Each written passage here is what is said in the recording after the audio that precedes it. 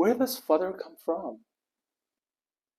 Once upon a long time ago, 4,000 years before Christ, there were some fellows living between the Black Sea and the Caspian Sea.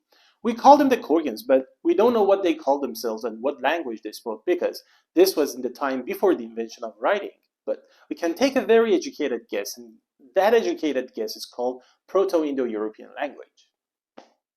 The Kurgans probably invented the chariot and probably used it to invade their neighbors. However, they did these invasions in a very disorganized way. Rather than all banding together and attacking in one direction, they split up and attacked here and there.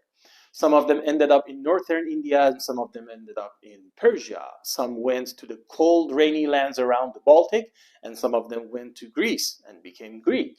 Some of them finally ended up in Italy.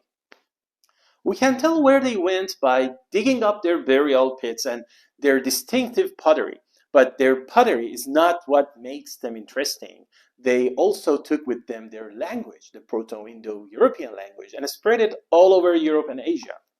All the different groups developed their accents, and these accents became so strong that their languages became mutually incomprehensible. After a few hundred years, the Kurgans in northern India wouldn't have been able to make out what their cousins in Italy were saying. So, the ancient Indians called their dads Pitar, and the Greeks called their dads Patir, and the Romans called them Pater. The Germans, though, started pronouncing the letter P differently that made it sound more like an F, so they called their male parent Vater. And today, we call him father because English is descended from Old German.